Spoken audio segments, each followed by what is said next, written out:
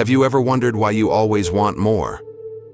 Why that purchase, that delicious food, or that moment of fun never seems to be enough?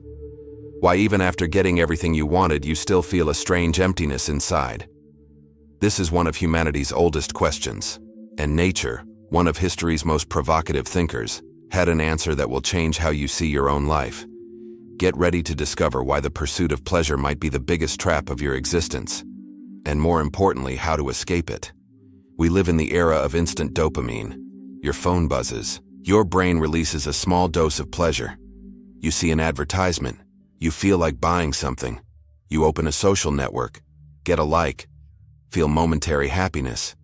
But how long does that happiness last? A few seconds, maybe a minute. Soon you're looking for the next stimulus, the next hit. It's like you're a lab rat pressing a lever to receive pieces of cheese. Except the cheese is getting smaller and smaller, and you're pressing the lever faster and faster. Our modern world is a perfect machine for creating addiction to small pleasures. Tech companies hire neuroscientists to make their apps more addictive. Supermarkets study how to position products to awaken our desires. Advertising uses our need for pleasure against ourselves. We're surrounded by an entire system that profits from our constant dissatisfaction. Every notification, every offer, every stimulus is calculated to keep us always wanting more. It's a billion-dollar business built on top of our inability to stay satisfied. The problem is that our brain was made to adapt. When you eat chocolate every day, it stops having that same special taste. When you binge-watch series nonstop, they start getting boring. When you buy clothes every week, each new piece excites you less. It's like you need increasingly larger doses to feel the same thing. This isn't your fault. It's exactly how our mind works. Scientists call this hedonic tolerance. You need more stimulus to reach the same level of satisfaction as before. Now imagine a cycle that repeats thousands of times in your life. You see something that promises pleasure. Your brain creates expectation and anxiety. You achieve that thing. You feel quick satisfaction. Then you return to the normal state, but now with a higher reference point. You need something more intense to feel the same thing. And the cycle starts again, only more demanding each time. It's like going up an escalator that's going down. You climb faster and faster, but you stay in the same place, and the escalator only speeds up going down. This pattern doesn't just happen with small things. It dominates big life decisions. People who constantly change partners looking for perfect passion. Professionals who always change jobs hoping for definitive satisfaction. Influencers who need more followers, more views, more recognition to maintain the same feeling of success. Consumers who accumulate objects thinking the next one will complete their happiness. All trapped in the same illusion, the idea that there's a pleasure out there that will finally be enough. The cruel truth is that this definitive satisfaction never comes, and the more you chase after it, the more distant it seems. It's like trying to fill a bucket with holes. No matter how much water you pour, it never gets full. The problem isn't the amount of water, but the fact that the bucket has a hole. So maybe the question isn't how to get more pleasure, but why am I trying to fill a bucket with holes? Maybe the problem isn't the amount of pleasure you have, but the fact that you've made pleasure the center of your life.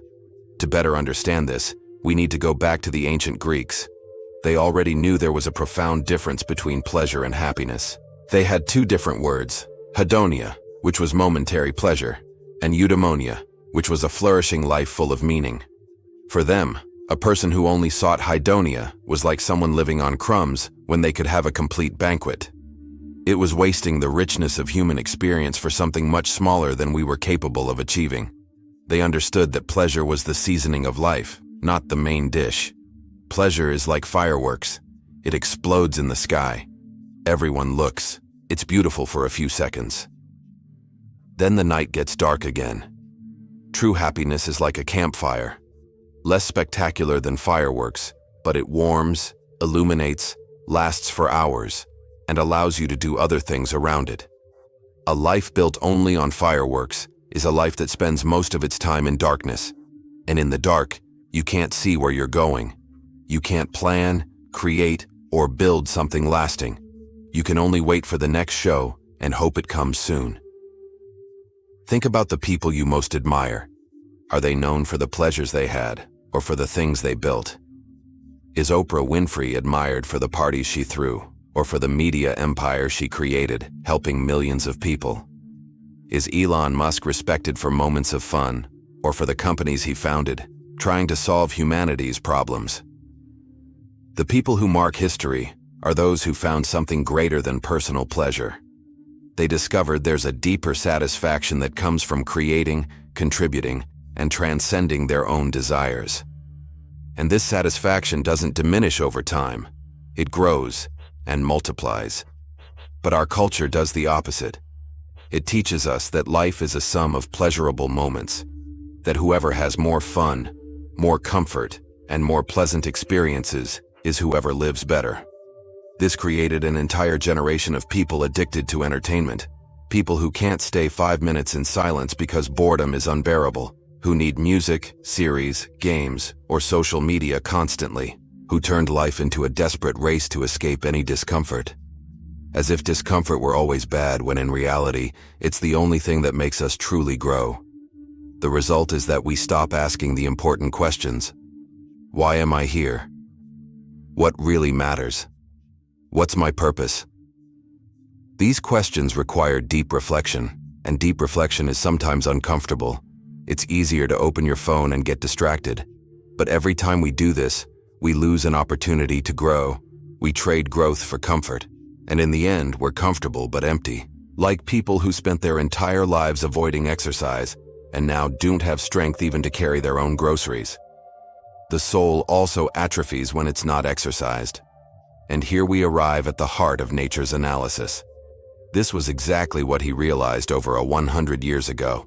He saw that humanity was losing its traditional and religious values, but wasn't finding anything to put in their place. People were becoming orphaned from purpose. And when you don't have a what for to live, all that's left is how to feel good. Pleasure becomes a cheap substitute for meaning. But it's a substitute that never really works. It's like trying to quench thirst by drinking salt water. The more you drink, the thirstier you get. Nature called this nihilism, the feeling that nothing really matters, that life has no inherent meaning. And when nothing matters, all that's left is to maximize pleasure and minimize pain. Sounds logical, right? If there's no greater purpose, at least let's try to feel good. But nature saw that this was a deadly trap. A life dedicated only to pleasure is a life that confirms its own lack of meaning. It's like admitting that you're worth no more than your momentary impulses, that there's no difference between you and an animal guided only by basic instincts. The German philosopher wasn't interested in traditional moral judgments. He didn't think seeking pleasure was sin in the religious sense. He thought it was waste. It was criminally underutilizing human potential. Imagine having the capacity to create art that moves generations, to love deeply, to build something lasting, to transcend your limitations, and using all of this just to accumulate pleasant sensations.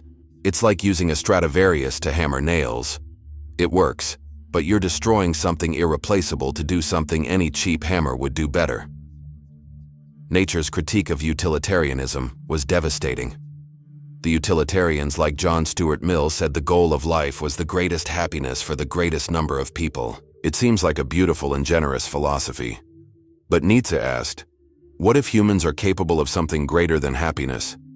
What if reducing everything to a calculation of pleasure and pain is precisely what makes us mediocre? It's like asking what the best food is and only considering what has the most sugar. You'll find an answer, but you'll ignore complex flavors, interesting textures, culinary traditions, and entire gastronomic experiences. You'll reduce something rich and multidimensional to a single primitive variable.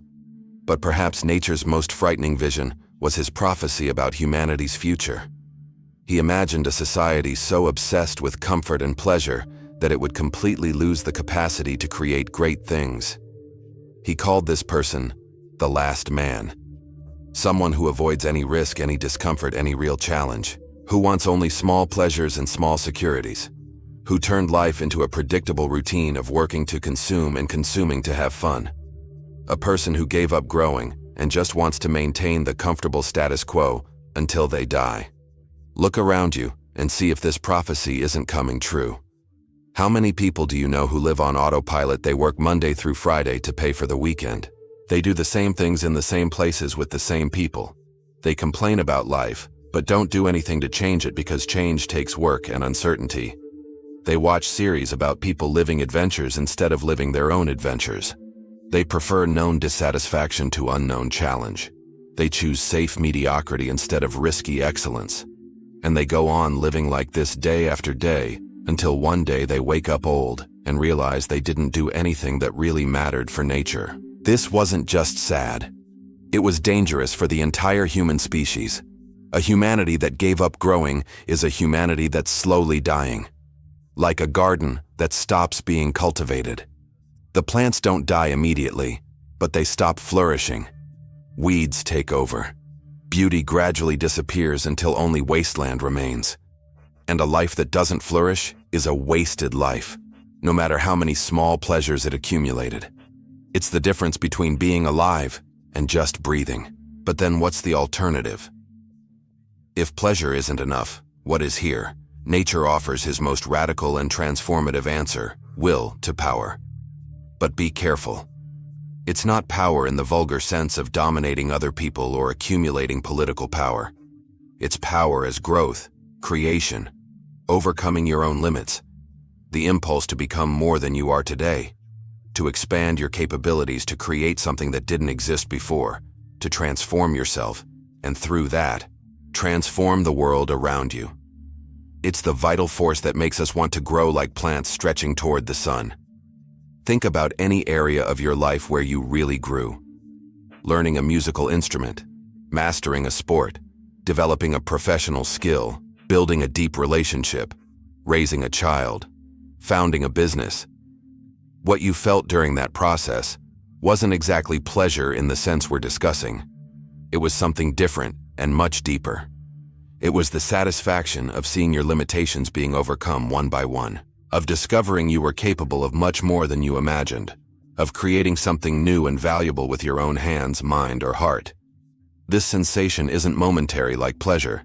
It accumulates and transforms into genuine confidence, lasting pride, solid sense of identity. When you create something, when you overcome a real challenge, when you develop a part of yourself that was sleeping, you're not just feeling good. You're becoming a better and more complete version of who you were before. And this better version carries with it a satisfaction that no external pleasure can give or take away. It's the difference between winning the lottery and building a company, between having luck and having competence, between consuming something others made and producing something authentically yours. It's the difference between being a passive spectator of life and being the active protagonist of your own story. And here we arrive at another revolutionary concept from nature, amarati, which means love of fate. But it wasn't passive and resigned acceptance of life. It was something much more courageous, embracing the entire life, including the difficult, painful, and challenging parts. Recognizing that suffering, obstacles, and uncertainty aren't bugs of human existence that need to be eliminated. They're essential features. These are precisely the experiences that force us to grow, to create innovative solutions, to discover strengths and capabilities we didn't know we had.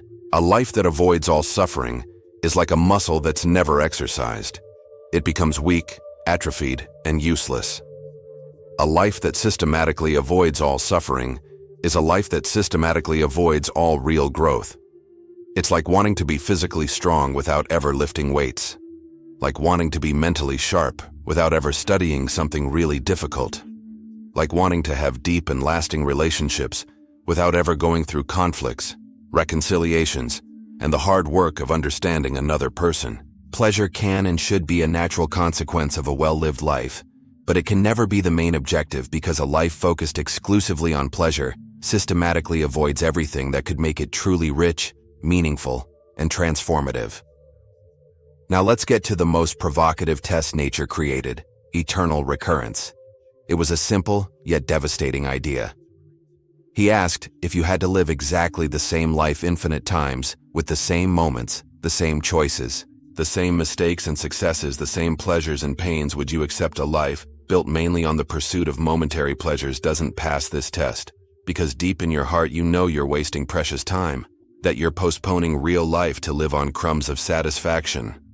that you're spending your most valuable days on things that in the end don't matter to you or anyone else. But a life where you're constantly creating, growing, overcoming challenges, and contributing to something greater than yourself. That life you would live again with joy. Because even the most difficult moments had clear purpose. Even the most intense pains contributed to your growth and maturation.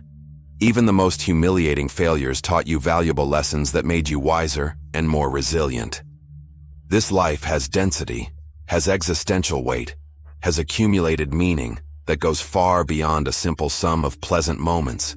It's a life worth living, not just enduring or consuming. The great shift in perspective that nature proposes is radical. Realizing that you're not here to be a passive consumer of pre-made experiences. You're here to be an active creator of values and meanings. Not values in the monetary or material sense, but values in the deeper sense of meaning, purpose, and contribution. You have the unique and precious capacity to look at the world around you and say, this could be better, and I can make a difference. This capacity to create meaning where there was none before, to see possibilities where others see only problems, is what makes us truly human. It's what separates us from animals that live only following basic instincts. When you make this fundamental shift in focus from consuming to creating, literally everything in your life transforms. Your relationships become deeper and more authentic because you're not just seeking what you can receive and extract, but genuinely thinking about what you can contribute and offer. Your work becomes more satisfying and energizing because you're not simply selling hours in exchange for salary, but effectively solving real problems and creating genuine value. Your leisure moments become richer and more restorative because you're not just distracting yourself to escape reality, but consciously recharging your physical and mental energies to create even more. You stop being a tourist lost in your own life and become the conscious director of your own movie. Discipline also transforms completely. It stops being a painful sacrifice you force yourself to make and becomes an intelligent investment in your future. When you really know and feel that you're building something important and lasting, giving up immediate pleasures not only becomes easier, but naturally becomes gratifying. It's like an Olympic athlete who wakes up at 5 in the morning to train. They don't do this because they like to suffer or because they're masochistic. They do it because they have a clear goal that's much bigger than their momentary impulses to stay in their warm bed. And discovering that you're genuinely capable of defeating your own primitive impulses is one of the most strengthening and liberating experiences that exist. It's discovering that you're not a slave to your desires, but the master of your choices. Look at the people who really transformed the world throughout history.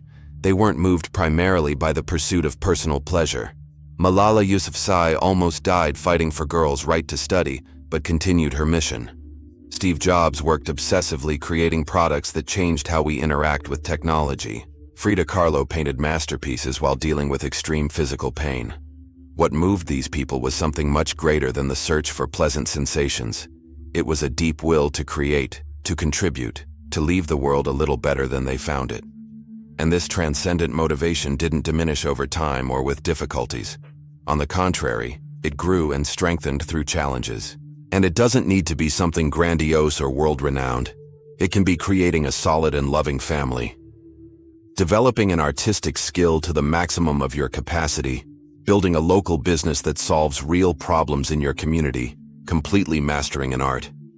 Or craft teaching something valuable to other people, mentoring young people, caring for the environment, or anything that forces you to grow beyond what you are today. Something that requires more courage, more competence, and more commitment from you than you currently possess.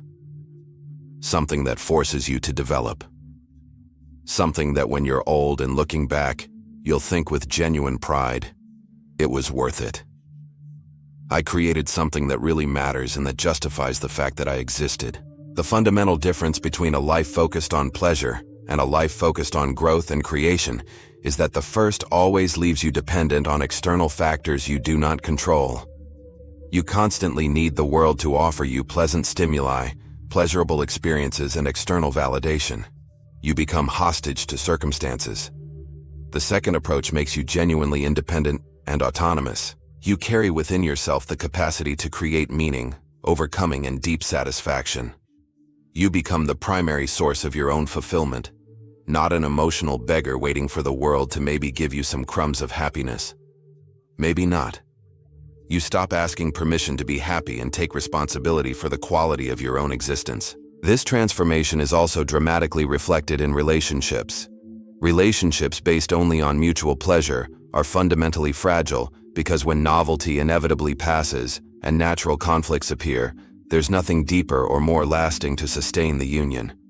Relationships based on mutual growth, shared purposes, genuine admiration for what the other is becoming, these do resist and even strengthen over time. Because even when pleasure temporarily diminishes, deep respect, real partnership, and the common life project remains solid. Because you're effectively building something together that's bigger and more meaningful than you two separately. The same principle applies completely to work and career. A job you do exclusively for money to be able to buy external pleasures is fundamentally a golden prison. You're literally selling most of your conscious life in exchange for a few weekly hours of fun and consumption. But when you manage to find a way to contribute professionally to something you consider genuinely important and valuable, work becomes a natural extension of who you are. You're no longer selling time in exchange for money to buy external pleasure. You're investing your vital energy in something that has intrinsic meaning and clear purpose.